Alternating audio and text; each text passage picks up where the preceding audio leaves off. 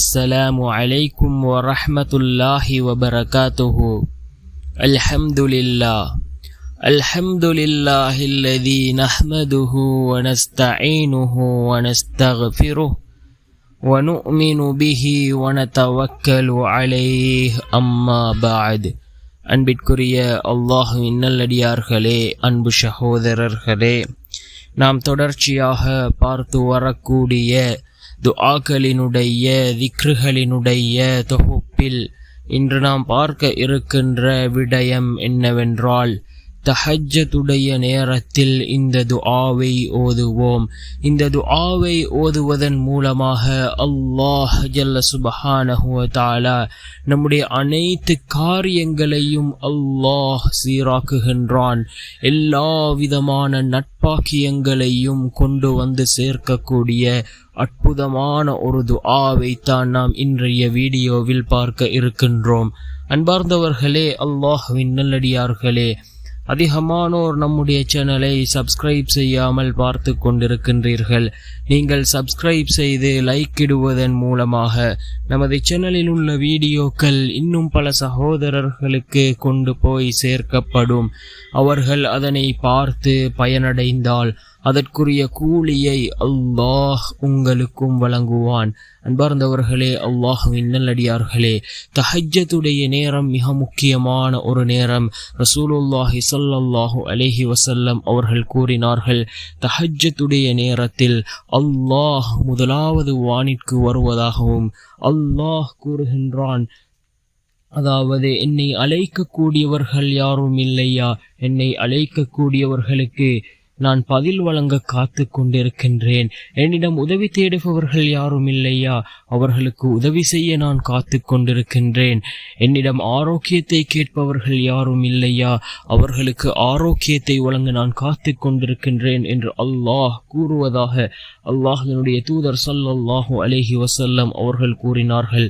அன்பார்ந்தவர்களே, அல்லாஹ்வின் நல்லடியார்களே, நாம் கண்ணியமான ஒரு மாதத்திலே இருந்து கொண்டிருக்கின்றோம். அதுதான் முஹர்ரத்தினுடைய மாதம்.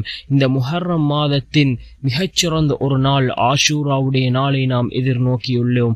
அன்பார்ந்தவர்களே, அல்லாஹ்வின் நல்லடியார்களே, அல்லாஹ்வின் தூதர் ஸல்லல்லாஹு அலைஹி வஸல்லம் அவர்கள் கூறினார்கள், யார் ஆஷூராவுடைய நோன்பை நோட்கிறாரோ அவருடைய ஒரு வருடத்தினுடைய பாவங்களை அல்லாஹ் மன்னிப்பதாக அல்லாஹ்வின் தூதர் ஸல்லல்லாஹு அலைஹி வஸல்லம் அவர்கள் கூறினார்கள்.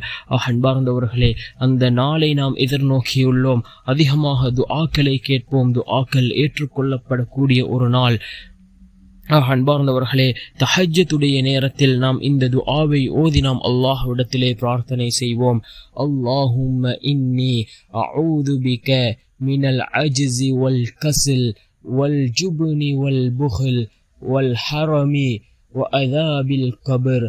اللهم آت نفسي تقواها وزكها أنت خير من زكاها أنت وليها ومولاها. اللهم إني أعوذ بك من علم لا ينفع ومن قلب لا يخشع ومن نفس لا تشبع ومن دعوة لا يستجاب لها. மீண்டும் ஒரு முறை அந்த துஆவை ஓதுகின்றேன். اللهم إني أعوذ بك من العجز والكسل والجبن والبخل والهرم وعذاب القبر. اللهم آت نفسي تقواها وزكها أنت خير من زكاها أنت وليها ومولاها.